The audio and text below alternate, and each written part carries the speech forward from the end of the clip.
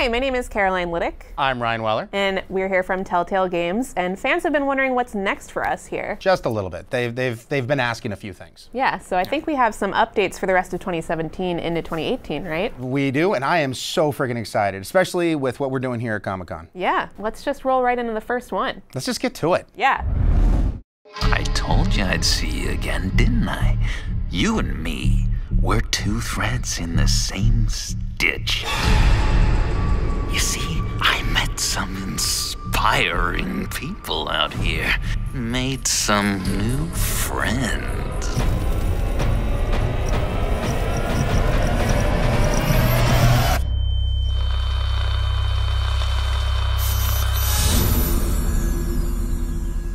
We are going to have so much fun.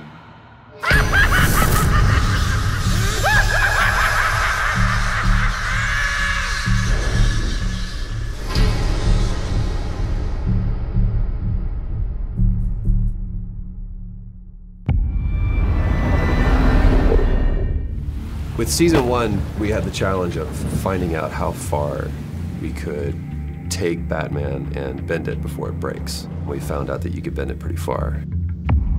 The thing that's a lot different for us is that we do a lot of gameplay as Bruce Wayne, which most games are very focused on Batman. In our game, you play both as Bruce and as Batman, so both sides of the identity. Season 1 was a story about you as Bruce Wayne, seeing everything around you kind of understood to make you up kind of all fall apart. The whole Batman mythos is all about Bruce Wayne having his parents sacrifice themselves for him at a young age. And our story is about Bruce finding out that his father was actually corrupt. His family wasn't what he thought it was. He's finding out that his company could be taken away from him. The people he cares most about are in danger. His heroes have now really become the people that he now fights. There's a great quote by Harryhausen. The best monster is one you can imagine in repose. In season 1, we got a chance to set up some of the villains that people are the most familiar with. But in The Enemy Within, we get to see those villains, those monsters in repose. We're allowing the player to explore a philosophy of a means to an end. Like, how far are they willing to go? What parts of themselves are they willing to compromise to get the job done? Bruce is going to have to realize that the only way to take down some of these villains is to get closer to them. I think as we've seen in the teaser trailer, the biggest new threat is the appearance of the Riddler. Obviously, John Doe makes an appearance. We talk about John Doe internally as the proto-Joker. Obviously, Telltale Games are all about choices. They're all about talking, and then every time you talk to John Doe, you should be wondering, is he listening to what I'm saying? He very well might be. The thing that I've always loved about Telltale Games is there's a partnership between myself and the game to where I am helping to create my own narrative. The stakes have never been higher than it does with a Batman game because now I'm creating my own Batman. The sandbox goes from here to here. If you played season 1 and you enjoyed getting to know some of the Batman villains who were a little bit different than you saw in canon, being able to form close relationships with them, befriend them, become their mortal enemies, you are going to have an amazing time in The Enemy Within. Telltale's Batman: The Enemy Within premieres this August. The billionaire or the bat? Which mask will you wear? Oh my God, that is so freaking cool. I cannot wait for this second season of Batman. And Troy Baker is back. I am so stoked. And it premieres in August, which is super close. I have to know, what else have the fans been asking about our future endeavors and what we're putting out here? We finished up The Walking Dead: A New Frontier in spring, and we may or may not have had a couple tweets here and there asking about what Clementine's up to. And so we brought our dev team in to talk about what she's up to, where she's going, what her journey is, and what's up next for Telltale's The Walking Dead. So let's take a look at that. We've been on this journey with Clementine since 2012. We had no idea that Clem was going to mean so much to players. When we first started working on Walking Dead, we knew it was a redemption story about the man named Lee. And Clementine was the lens that we see all of our actions. For this to really work, I think we needed a Clementine who was smart. We needed a character who was self-reliant. We needed a character who was there to help you and not be a hindrance. It was kind of a risk putting a kid as a main character in a game. The fact that she was such a likable character, her heartbreaking relationship with Lee was amazing. She started out as a symbol of something to worry about, but she became a symbol of hope. She became something that represented what we all live for. I always look at Clementine Season 2 as being defined by survivor's guilt. Stuff has happened, time has gone by, and she's not as trusting immediately of people she meets, and they're not trusting of her. The whole season of Season 2 was about kind of weighing the options of how do you define your own family. One of the more defining characters that she meets in Season 2 is Carver. In Episode 3, you know, he's basically like, you're not like the rest of them. You're meant to lead, you're not meant to follow. You can make the hard decisions. It is not difficult at all when things like the finale of Season 2 happen, where you have to make this horrible decision to feel that. I really legitimately felt so horribly sad in that session. What a horrible, tragic ending. I was actually surprised at how many people in the end ended up going off on their own. The Clementine you meet at the beginning of Season 3 is definitely shaped by the events of 2. She's had a really rough go of it.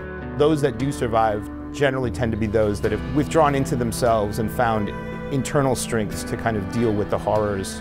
It all seemed to fit very well with where she's at in Season 3. There are times when I'm doing Clementine's voice in Season 3 where she is a bit lower than my voice. This area I have to speak in my throat, I can't really explain it. Season 2 was all about her trying to make a go of it in new families and new communities, and how that really did not go well. Over the course of Season 3, she meets a family with which, by the end, it did work. And so she's, I think, rejuvenated. In The New Frontier, Clem got to see something that she hadn't been exposed to in a long time. A functional family, a family that was still caring for each other throughout everything that they had gone through in the world of The Walking Dead so far. And she set out at the end of A New Frontier with one singular goal in mind, which was to find AJ and make that again for herself. Now, what she's gonna do when she finds him, that is the story of Season 4. That is the story of future Clem. Who she wants to be, who she wants to be with, and how she wants to be, those are decisions the player's gonna make. It was hearing from the fans all the way through Season 1 and hearing that response, and that's what drove our decision to play as her in this 4th and final season. You will play as Clem. This will be Clem's story.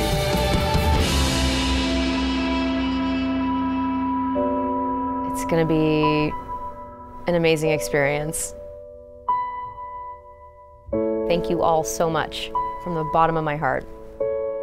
It's been a lot of blood, sweat, and tears, and so much love has been behind this whole experience. Good luck. I'll be right there with you.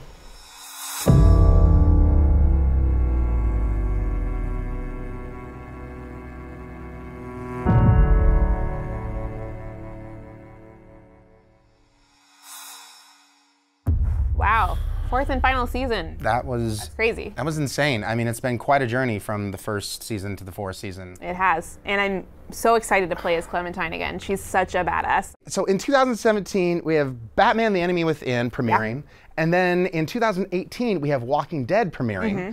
Is there anything else? Anything else that we are going to be premiering in 2018? Anything possibly comic book related? You know. Anything the fans have been really requesting for, really want? We get a handful of tweets. We might actually have some special guests to talk about this. Interesting. Yeah, let's go take a look at that. Yeah. All right. Mean tweets, and if these are the meanest tweets, we're in good shape. Oh, wow, we got so many, y'all. Abrams says, where the f is Wolf Among Us Season 2? I'm right there with you, buddy. Okay, this is getting ridiculous now. We want a 2nd season of The Wolf Among Us already. It is ridiculous. I agree. You are correct. In all caps, Season 2 Wolf Among Us, I want some damn answers. It's rude. At Senpai8, where is my boy, Big Bad Wolf? Wolf emoji, at Wolf Among Us 2. Senpai may have noticed me, but he did not notice spell check. At DRiverO, I'm just gonna tweet y'all every day until we get the Wolf Among Us 2, I swear. Can we get someone to check if we actually did that? DRiverO has been tweeting us every day, and let's see if that's gonna pay off. Me, Telltale. When are we gonna get Season 2 of The Wolf Among Us? Telltale. Silence is a valid option.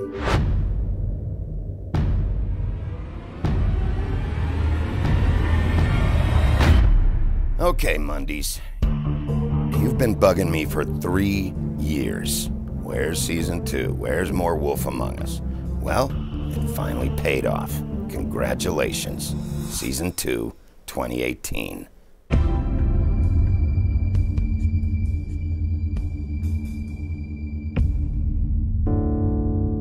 Well, I think one of the things that makes Wolf Among Us so special is the general atmosphere of the game really commits to the detective story that we're trying to tell. Fables is fantastic. It's an award-winning series. This was our own take on Bill Willingham's world. This universe, this Fable town, this iteration, everything was just bathed in neon. I feel like Big B is facing in this game an interesting challenge of like he's got this past that he can't control. Being Snow, she's your right-hand man. So everything you do is going through the Snow filter. The thing that you want to do is the thing that you shouldn't do. To me, that's like Wolf in a nutshell. I think we put people in a place where they really could connect with Big B in that dilemma. I think we're excited to get back into this world again. You know, a new story, a new mystery, an all new set of stakes.